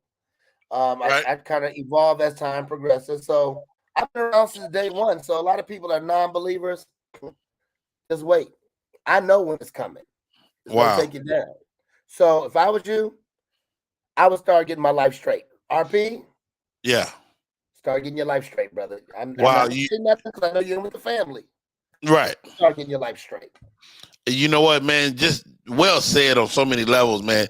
I see my buddy LeBaron is in the comments. He asked, was there any features on that album I told y'all about? And of course, first of all, you got JC and Jay-Z together for the first time. Yeah. Yeah, man. And he actually was gonna put some different pastors on there, but it come to find out that they couldn't get into heaven at all. Yeah. Man, well, I don't know. I remember when we were talking, God and I were talking about this whole Hova thing. And even though that sounds like that could be a really, really good jam, I don't think he really likes this Hova thing that Jay-Z been going with. You know what I mean? You don't think so? No, not really. I don't like the way he rips on the tracks with the harps. You know what I'm saying? The harp game is not really as dope for Jay-Z's voice. Right. His pitch is slightly off. There's other compilations I think I would look forward to, but in all honesty, I think that God is going to drop the next album. It's going to be like a battle album, and it's going to battle him and JC. It's going to be like me, myself, and I, Trinity. It's going to be dope. I shouldn't have said nothing. Yeah, you don't want it to be dope. Man. Thank you, Cole. Sean Harris. Yo. How are you, man? You get the game? I heard I'm following it. Yeah. I see where y'all going. Hey man, I see you out there in the streets, man, doing your thing, man. First of all, congratulations on everything, bro. Thank you, sir. Thank you. Yeah, man. So, but I just bought a new car. Uh-huh. One of those Tesla electric joint. Oh, okay. You got rid of that other thing that you had with that crack in the windshield? Hold on, brother.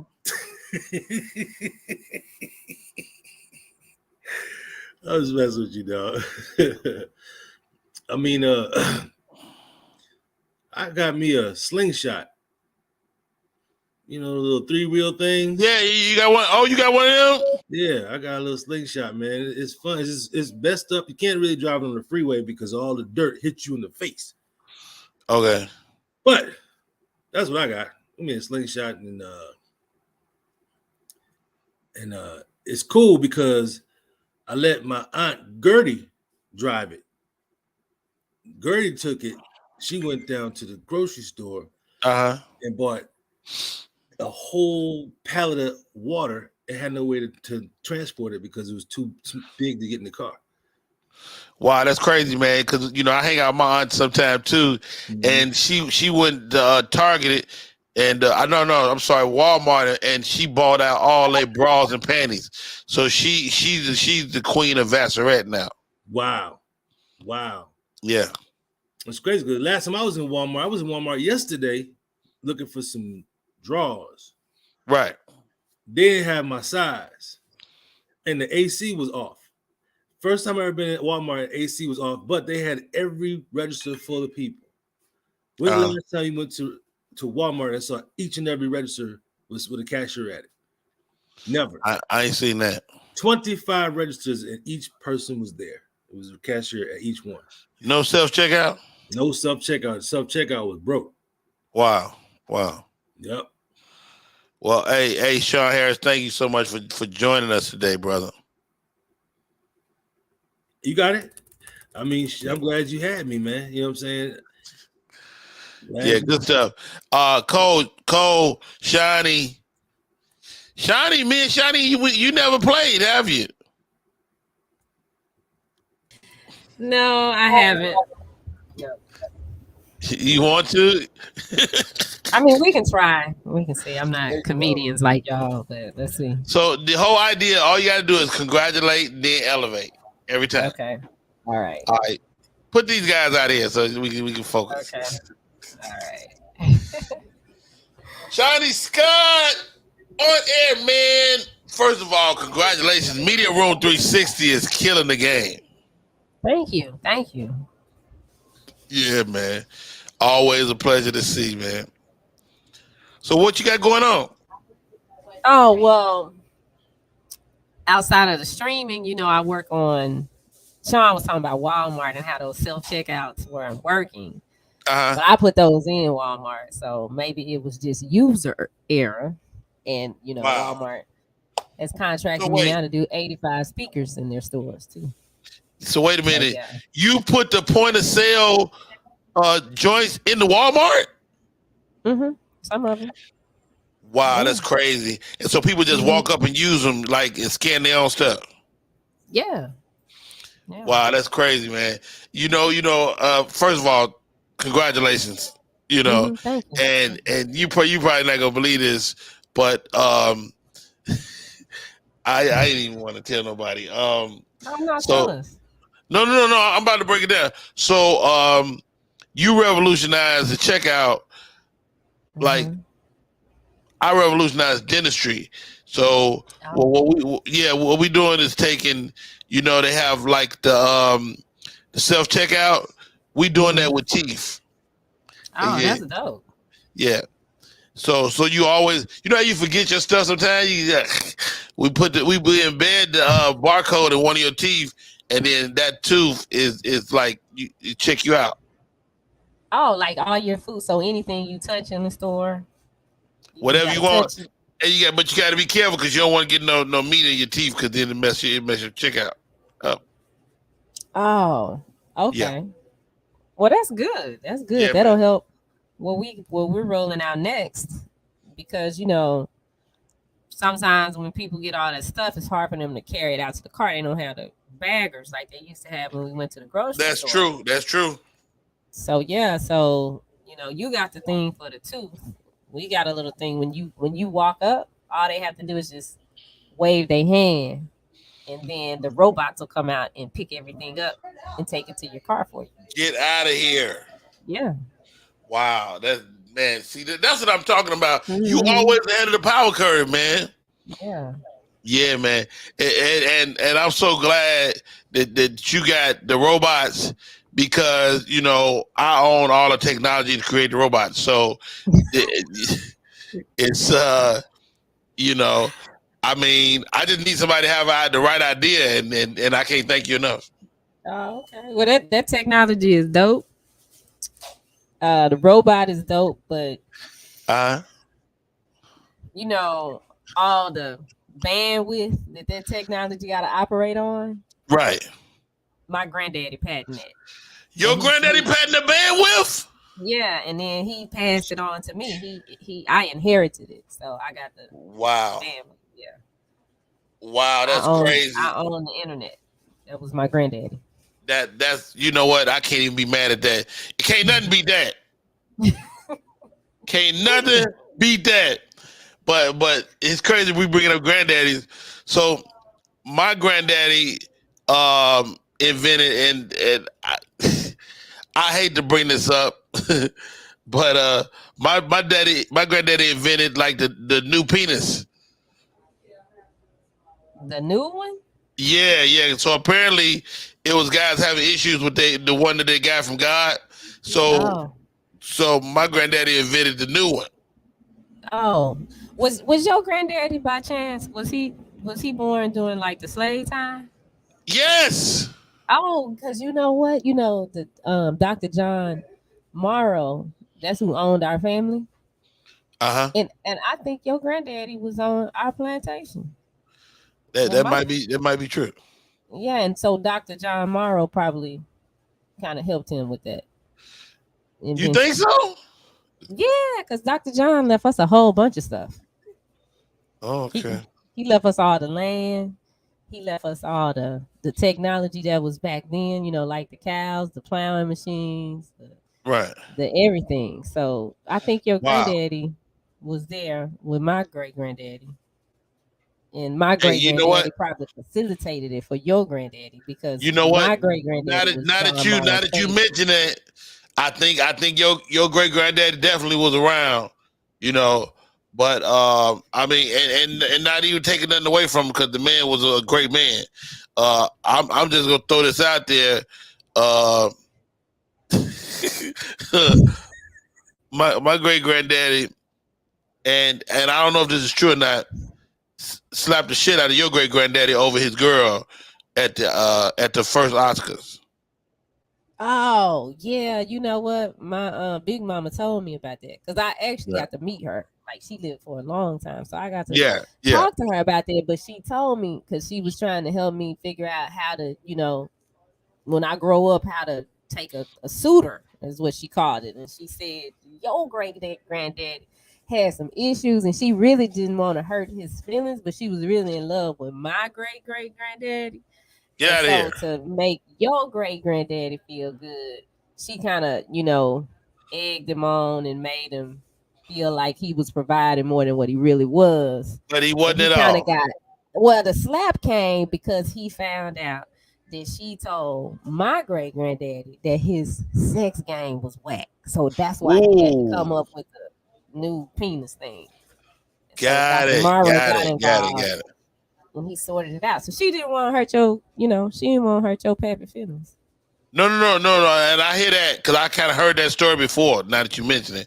And the crazy part, my great granddaddy and your great grandmama, well, she said she didn't like it, but it turned out she really did. Oh. Because I didn't put the. Really, that probably ain't even your great granddaddy. I probably got two. Is that right? I'm his granddaughter. I'm his great granddaughter, so I got all this. You know what?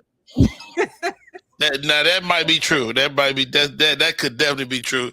Shiny Scott, well done. Never afraid. I love it. Let's do this. Let's take a break. Let's come back and do Ask Uncle Rodney, and we'll get ready to get up out of here. All right. What up, y'all? It's Michael Sean, and I know you want to be a podcaster. You want a successful podcast. You want to give your views and opinions, but you just don't know how to do it correctly. That's why you got to hit up ShawneeScott.com. You want to be on radio, and you want to know how to build your radio career. ShawneeScott.com. She's done all of this. I've worked alongside her for years, and I will tell you the information that she can give you is on a value level that I can't even put a price on it. All you have to do is go to ShawneeScott.com. Your future, right now. That's it. Michael Sean. Yeah.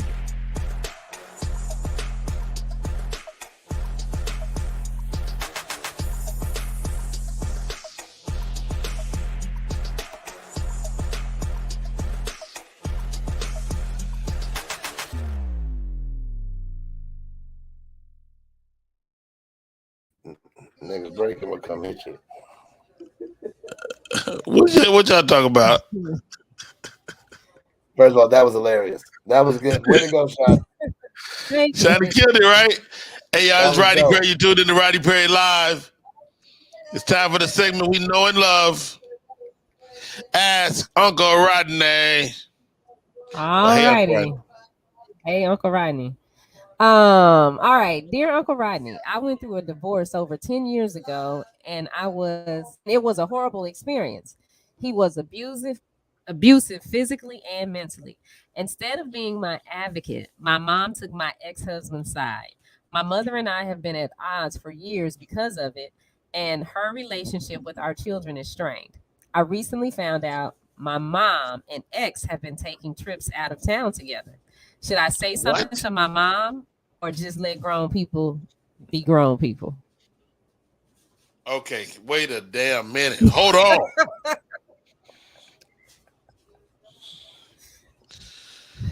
All right. Okay, I got to process this. So, read it again, Shiny shit. Okay. Dear Uncle Rodney, I went through a divorce over 10 years ago, and it was a horrible experience. Divorce, big time divorce. Okay. He was abusive physically and mentally. Instead of being my advocate, My mom took my ex-husband's side. My mother and I have been at odds for years because of it, and her relationship with our children is strained. I recently found out my mom and ex have been taking trips out of town together. Should I say something to my mom or just let grown people be grown people? OMG. All right. Sean Harris, what would you do? Stay in the child's place.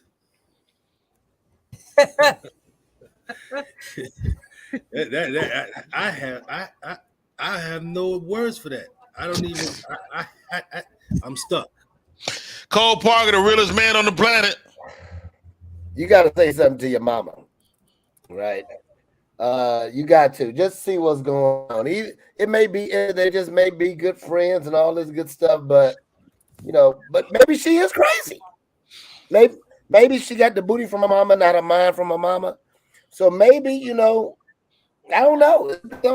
There's been some chicks out there that their mamas had some really nice bodies, and even though they had gray hair, then I may have tried, especially on the trip. Who paying for the trip? I got a lot of questions. There's definitely a lot of questions. Here goes. Go back to the top of the letter. I'm divorced. It's none of your business, girl. Oh, wow. Your ass is divorced. You don't want to be with him. If your mama was taking his side, she needed to let him go upside her head 2 or 3 times. I said it. You are divorced. You had the wherewithal to get out of the relationship. Well done. He was fighting you. The mama was taking his side. And now she's taking his side. The best thing people can do sometimes is the best favor a person can do for you is to take a bad situation off your hands. Thank you, Mom, with your trifling self. Thank you. You got out the relationship. You did yourself a favor. Shiny Scott, I see you disagree. Oh, no, I'm just shocked that, if this was me and my mom, I'm gonna talk to my mama. I'm gonna know what's going on. What are you doing? But you know what's going on. You know what's going on, Shiny Scott. You got a divorce from the guy. He was abusive. Yeah. Mom supported him. Your mother is a whore. She's something. She's not a mom. She's not a mom. Nope. Some moms don't deserve mom credit. And now she going on vacations with the abuser. She need to get. I'm not gonna say she need to be beat, but Harpo told me to beat. I don't know. I don't know. I don't know. I have a guest in the queue. I'm going to ask him to come on and give us a piece. This is Black Poetry Month. And I wanted to bring another poet on. We had the great Georgia Me on yesterday. Kamal speaks. How are you, sir? I'm excellent, King. Can y'all hear me clear? Yeah, we hear you. Hey, can you give us a piece for Black Poetry Month? Well, I'm going to give you a piece about the lady who was talking about. About who? About the mama. Check it. Her wash is cold.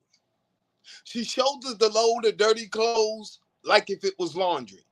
See, each garment is a form of torment that she's been through. Her wash cycle, menstrual, a bloody mess. And she can't wait for laundry day to wash the pain away. See, she figures if her clothes are clean, she won't remember the dirty things she can only see in her dreams. She goes to the cleaners for her self-esteem. See that dress she puts on when she's depressed? Needs to be ironed and pressed, but don't press the issue. The issue's skin tissue. And she can't count how many times it's been through the ringer. She's been soaked in society's confusion. Let me explain. She's been influenced to be a bad bee when she wants to be a good woman. So she rinse until washing doesn't make sense.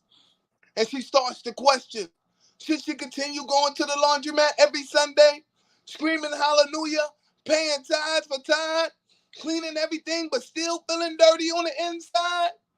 You'd be surprised how she hides the pain between her thighs in a clean outfit.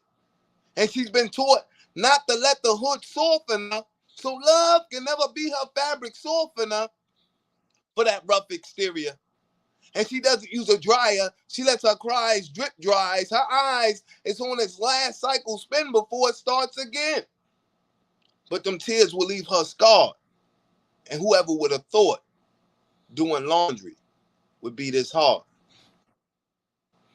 Ladies and gentlemen, Kamal speaks. Dude, how'd you have that ready? When you stay ready, you don't have to get ready. Hey, I'm not mad at that, dude. I'm not mad at that. I had a chance to go to one of your events a couple of weeks ago. When is the next R&B versus poetry?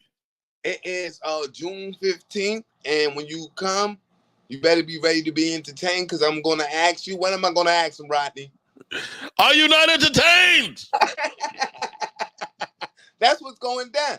I don't give a fuck poetry, comedy. You got to be entertained. A lot of people don't allow themselves to be entertained. You go to the comedy club nowadays, I'm not going to laugh. What the fuck you mean you're not going to laugh? Oh, I don't want to hear the poetry. Why did you come here? People don't like to clap. I think they think they catch COVID. But nobody like to clap. But that's the old school venereal disease. Look, Kamal, man, I mad love, mad respect. Thank you for coming on the show, bro. Thank you thank you. I really appreciate it. The love, the support, and super shout out to you. Thank you. Yo, hey, thank you, bro. Appreciate you. Shiny Scott, Cole Parker, Sean Harris. It's been a fun show today. Yeah.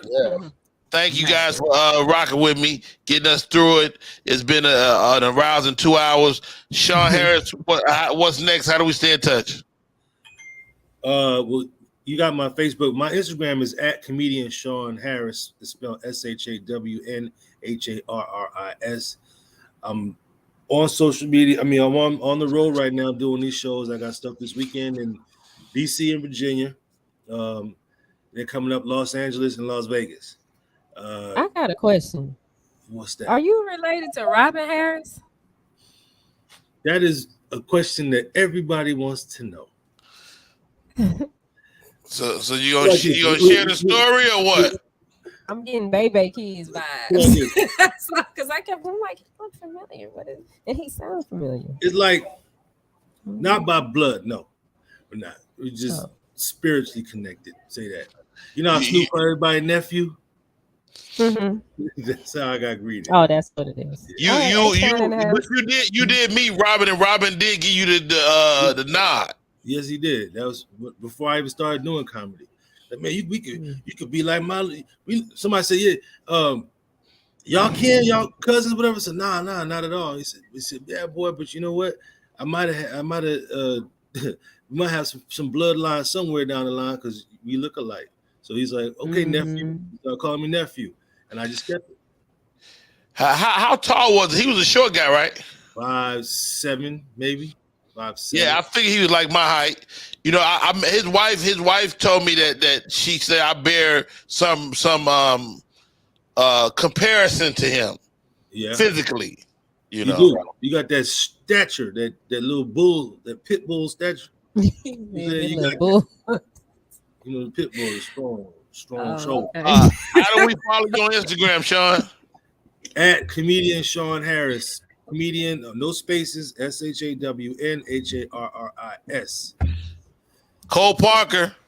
He's at Cole D. Parker. Cole has a group, get this, Shiny, on Facebook. What's the name of the group, Cole?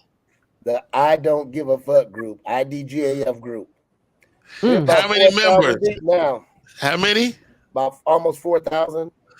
Really? Yeah. And just something you started on a whim? Yeah, I started because my wife said my other businesses don't really coincide with my level of entertainment and jokes. So she made me start something for my foolery and fuckery, and that's what it is. Wow, I love I'm it. gonna look for it. I'm gonna find it. IPGAF group. Okay, I got it. I hit join. There you go. Shanny Scott, that ain't for the faint of heart, though. Let me tell you. Shanny Scott masquerade as a nice person. I'm gonna tell you. She gangster, though. She's gangster, though.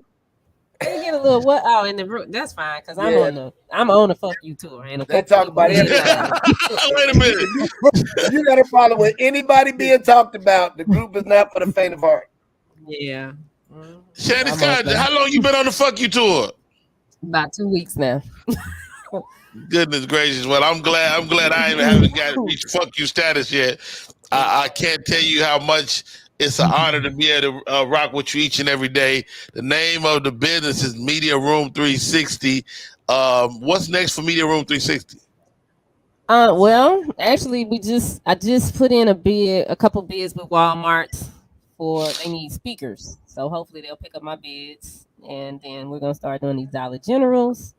One of the comedians that was on here reached out to me about doing a show. Probably JP. So, he has a cool concept. I was like, yeah, that would be hot. So that's it. You know. Hey, that's it. Hey, my name is Rodney Perry. You tuned in to Rodney Perry Live this weekend at the Uptown Comedy Corner here in Atlanta. Cannot wait. I got what else coming down the pipe?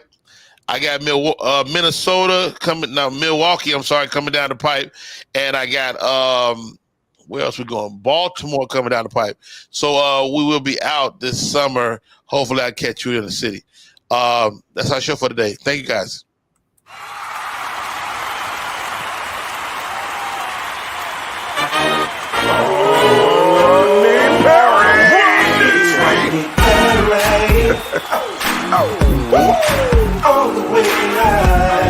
Get ready for America's #1 funny man.